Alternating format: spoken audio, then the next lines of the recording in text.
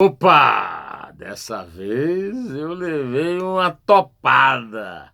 E aí você vai dizer, mas você, logo você, leva topada quando tropeça em artes e artimanhas do ministro Marco Aurélio Melo, vice-decano, né, do Supremo Tribunal Federal.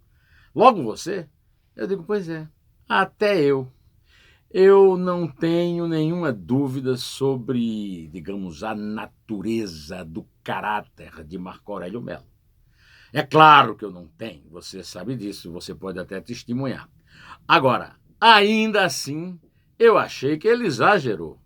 Essa tentativa de soltar 169 mil presos, entre os quais Luiz Inácio Lula da Silva, tentando aplicar um golpe que já foi tentado antes pelo Rogério Favreto no Tribunal Regional Federal da 4ª Região de Porto Alegre, e que gorou, não deu certo. Essa daí, na última hora do ano judicial, a poucas horas de o presidente Dias Toffoli assumir o plantão, ele simplesmente manda soltar todos os presos que começaram a cumprir pena seguindo uma jurisprudência do plenário do Supremo, uma jurisprudência de 2016, reafirmada 3 vezes por 6 votos a 5, e na matemática, pouca matemática que eu aprendi, 6 é um número que é maior do que o número 5. Pois então a maioria decidiu, e ele devia se curvar, mas ele não se curva. E aí ele quis fazer uma surpresinha depois do almoço, de confraternização. Olha, quem já almoçou com o Marco Aurélio disse que ele, na refeição, ele toma umas coisas que os americanos chamam de espíritos.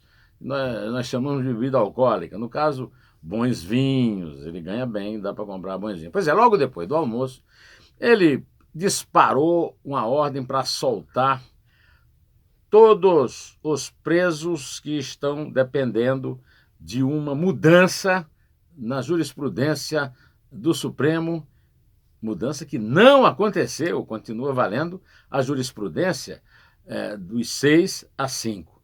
Eram 6 a 5, o Gilmar Mendes mudou de opinião e fica forçando a barra junto com ele para mudar, mas não mudou. O Dias Toffoli, que pertence à mesma grei, já marcou para o dia 10 de abril, mas ele teve pressa e mandou soltar. E horas depois, o Dias Toffoli disse, não é bem assim. Eu marquei uma reunião para discutir essa questão exatamente da segunda instância e ninguém pode tomar uma atitude dessa num caso que está para ser resolvido no dia 10 de abril. É óbvio. Então vamos, como diria Jack, o estripador, deve ser um ídolo lá do Marco Aurélio, vamos por partes. Pois bem, em primeiro lugar, ele chutou a canela do amigo dele, presidente e companheiro de luta, pela distorção do dicionário, não é nem da Constituição. A Constituição não diz em nenhum momento que a pessoa tem que ir até as últimas das calendas gregas, o infinito, que são o chamado trânsito em julgado para ser preso. Não diz isso, diz considerar culpado. Eu tenho muito dicionário, eu sou fanático por dicionário, nenhum dicionário meu tem esse sinônimo. E eu desafio os 5 lá, que são a favor dela, né? O próprio Marco Aurélio, o Toffoli, o Gilmar, o Celso de Mello e o inefável, indefectível Ricardo Lewandowski. Quero que me mostre o dicionário em que considerar culpado de ser preso sejam sinônimos. Não são. Pois bem, então, primeiro ele chutou a canela porque o Toffoli já marcou a reunião para discutir isso no dia 10 de abril. Segundo, ele desrespeitou o plenário, porque a maioria já votou contra isso. Ele, das duas, uma. Ou ele está certo que a Rosa Weber dará o seu voto a favor da mudança para que não se possa prender na segunda instância, ou então ele está desesperado porque sabe que ela não vai dar, então resolveu dar esse golpe ao estilo Favreto. Aliás, o exemplo do Favreto deve ter inspirado, porque ninguém puniu esse Favreto. E aí ele diz, não punir o Favreto, um reles desembargador, vão punir o ministro Marco Aurélio. Ele já conseguiu até aquela PEC da Bengala, porque ele só vai se aposentar aos 75. Foi ele que transou isso aí. Pois bem, ele realmente fez aquilo que o Toffoli despachou, o Toffoli despachou a favor do parecer da senhora Raquel Dodge, Procuradora-Geral da República, dizendo que isso aí fere a ordem pública e ferem. Você já pensou 170 mil presos soltos por aí? Pois é. E o Lula, hein? O Estadão está dando hoje que o general Eduardo Villa-Lobos e o general Sérgio Etchegóin, né, o comandante do Exército e o ministro secretário da Segurança Institucional, foram consultados por petistas que disseram: não, isso é um problema de vocês, é da justiça, nós não vamos nos meter. Ah, mas vai causar instabilidade. Quer dizer, todo mundo estava consciente disso, mas a defesa do Lula foi lá e apresentou em 48 minutos um pedido de soltar, né? A Raquel Dodge entrou com esse despacho, o Toffoli não permitiu que se soltasse, a juíza Carolina Lebos, da execução penal lá em Curitiba, teve muito juízo e esperou o desfecho do caso, e o caso terminou bem, mas fica aqui alguns lembretes. Em primeiro lugar, o Marco Aurélio não está querendo soltar o Lula, o Marco Aurélio é primo do Collor. O Collor foi absolvido pelo Supremo, não se esqueça disso nunca, né? E ele era membro do Supremo na época. Pois bem, primo do Collor, não é amiguinho de infância do Lula, nem muito menos petista. Ele tem clientes, ou não é bem clientes, né? O genro dele, o ex-marido da filha, tem muitos...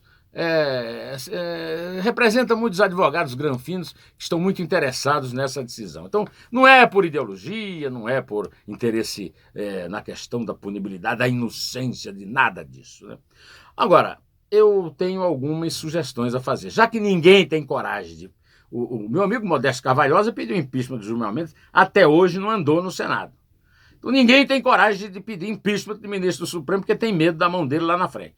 Agora, já que isso não é feito, pelo menos se pode o seguinte: o Senado, o presidente Jair Bolsonaro, quando assumir, mandar instalar um bafômetro lá na sala do Supremo para atender os senhores ministros e verificar se o teor alcoólico no sangue deles pode estar ou não compatível com a importância do julgamento que ele fará. Ou então, uma consulta periódica de uma junta psiquiátrica para que se revele o atual estado mental dos 11 senhores que, afinal de contas, estão aí exercendo um poder dito moderador e mandando no Brasil em tudo, né?